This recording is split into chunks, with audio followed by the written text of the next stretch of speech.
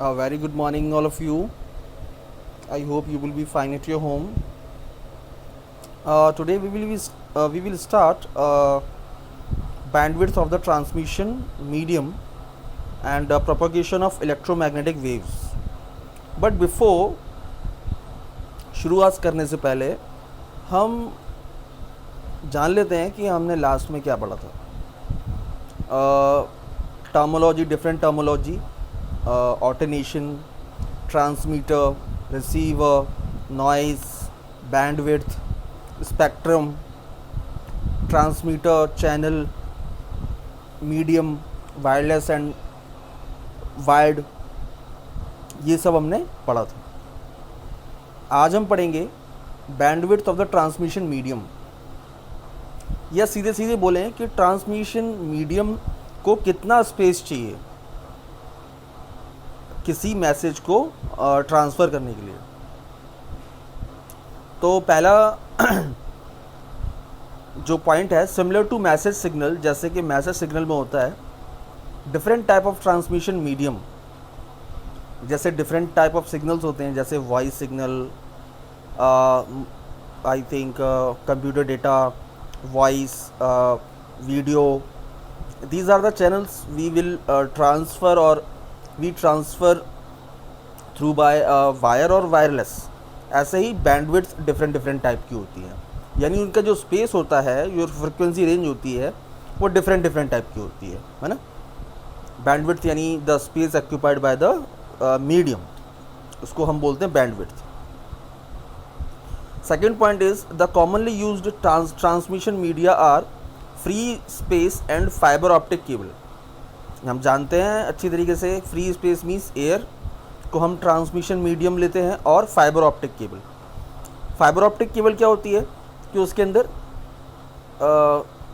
एक फाइबर का जो कवर रहता है, फिर उसके ऊपर एक प्लास्टिक का कवर रहता है, फिर नीचे कॉपर वायर रहता है, और उसके ऊपर आपने देखा होगा डिश का वायर, उसके डिफरेंट डिफरेंट लेयर्स होती हैं फाइबर्स की. ठीक है, तो ये हो गया हमारा wired.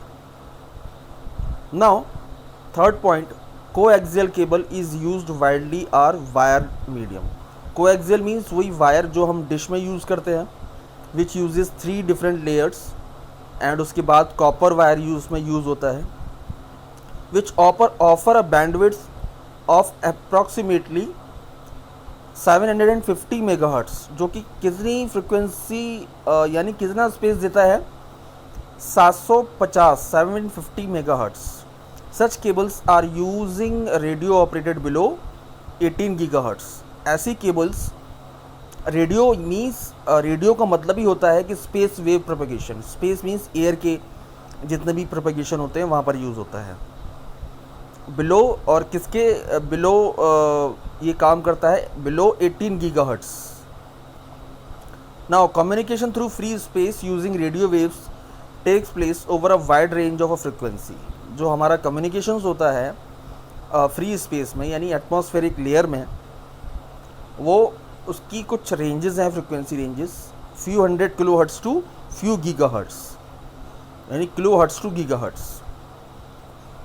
Now next point, this range of frequency is further is subdivided into allocated using fiber as shown in table. आपको इस अभी टेबल शो होगी, वहाँ पर डिफरेंट डिफरेंट उसका स्पेस एलोकेटेड होगा.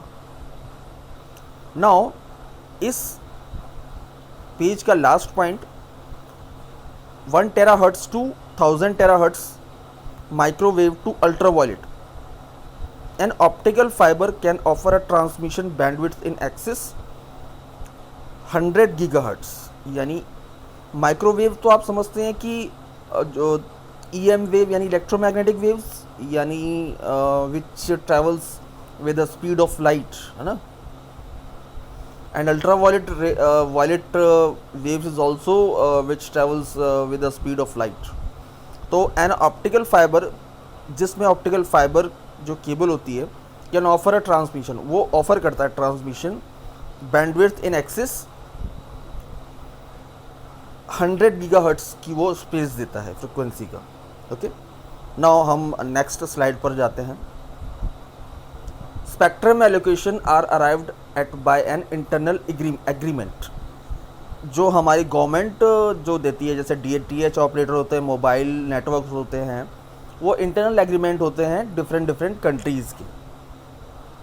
Okay, now some important wireless communication frequency bands, यानी bands यानी इस स्पेस के बीच में आपका कोई भी चैनल या कोई भी नेटवर्क आप देख सकते हैं। जैसे स्टैंडर्ड AM ब्रॉडकास्ट यानी एम्पलीट्यूड मॉड्यूलेशन, जो कि रेडियो में यूज होता है, तो उसकी फ्रिक्वेंसी बैंड है 540 to 1600 kilohertz. Now FM broadcast में यानी फ्रिक्वेंसी मॉड्यूलेशन में क्या होता है, 88 to 108 मेगाहर्ट्ज़।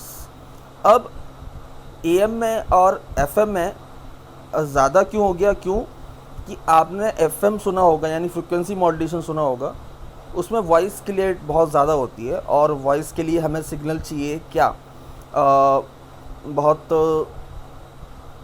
ज़्यादा चाहिए, 20 to 20 किलो हर्ट्ज़, है ना।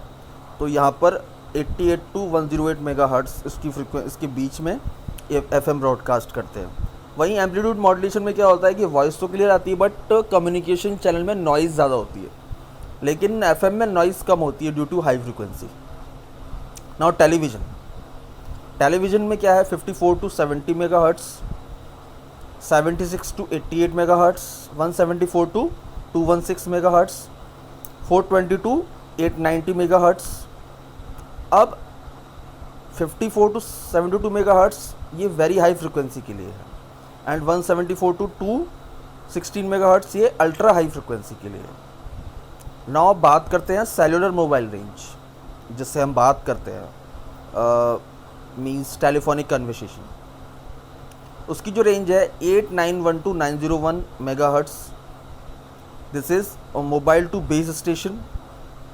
कोई भी धरती पे मींस अगर मैं बात कर रहा हूँ तो सबसे पहले बेस स्टेशन पे जाएगा, फिर बेस से फिर मोबाइल स्टेशन पे जाएगा, तो फिर यानी uplink and downlink.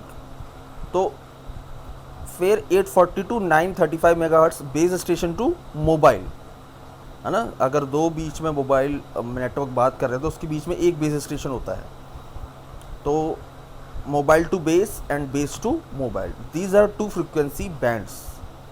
Now satellite communication means जो भी weather reports, broadcasting of TV, ये सब सैटेलाइट कम्युनिकेशन का एग्जाम्पल है। Internet is also satellite communication. So इसकी जो रेंज होती है 5.92 to 6.42 गीगाहर्ट्ज़ अपलिंक, मतलब अर्थ से स्पेस में यानी सैटेलाइट को, और 3.7 to 4.2 गीगाहर्ट्ज़ डाउनलिंक यानी सैटेलाइट से अर्थ की तरफ। This is the downlink. तो आई थिंक ये समझ में आ गया होगा। नेक्स्ट आते हैं प्रोपगेशन ऑफ इलेक्ट्रोमैग्नेटिक वेव यानी EM wave, EMR electromagnetic radiation in communication यानी the basic process of information exchange using radio waves. सबसे ज़्यादा रेडियो वेव्स यूज़ करते हैं यानी स्पेस वेव्स यूज़ करते हैं। एंड एंटीना एट ट्रांसमीटर यानी ट्रांसमीटर साइड में एक एंटीना लगा रहता है, रेडिएट्स एंड इलेक्ट्रोमैग्नेटिक वेव्स। वो क्या रेडिएट करता है, इलेक्ट्रोमैग्नेटिक वेव्स रेडिएट करता है, which travel through the space से जाता है, then reach the receiving antenna at the other ends. यहाँ आप डायग्राम देख रहे हैं, यहाँ सोर्स इन्फॉर्मेशन है, ट्रांसमीटर में ये कन्वर्ट हुआ एक सूटेबल फॉर्म में, देन मॉड्यूलेशन हुआ। मॉड्यूलेशन क्यों हुआ, कल बताया था मैंने, कैरियर वेव और मैसेज सिग्नल। देन ये एंटीना के थ्रू रेडिएट होने लगा, देन अदर साइड पे डीमॉड्यूलेट हुआ यानी डिकोड हुआ, देन रिसीवर ने रिसीव किया, देन आपको ओरिजिनल मैसेज मिल गया। ओके, नाउ अब second point is as the electromagnetic waves travel away from the transmitter, जैसे जैसे इलेक्ट्रोमैग्नेटिक वेव्स ट्रांसमीटर से दूर होती जाती है, the strength of the wave keeps on decreasing. Obvious सी बात है कि ट्रांसमीटर की जो वेव्स वहाँ से निकलेंगी कुछ दूरी पर वो उसकी जो स्ट्रेंथ है डिक्रीज हो जाएगी। Several factor influence the propagation of EM waves and path they follow. बहुत सारे फैक्टर्स इन्वॉल्व करते हैं इस स्ट्रेंथ को लूज़ होने में। है ना, और पाथ ऑल्सो, जिस पर वो ट्रांसफ़र हो रहा है पाथ, वो उस पर भी रिस्पॉन्सिबल होता है. Now at this point it is also important to understand the composition of earth atmosphere. यहाँ पर ये भी डिपेंड करता है कि अर्थ के एटमॉस्फेयर में क्या कंपोजिशंस हैं. अगर वेदर सही नहीं है तो आप देखते होंगे कि आपका डिश एंटीना काम नहीं करता, मैसेज आ जाता है ड्यू टू ऑटोनेशन यानी loss of strength, as it plays a vital role in the propagation of EM waves. यानी अगर आपको you have want to good signal, then atmosphere should be clean. There should be no clouds, no hindrance. So I think आपको ये समझ में आ गया होगा. Thank you very much.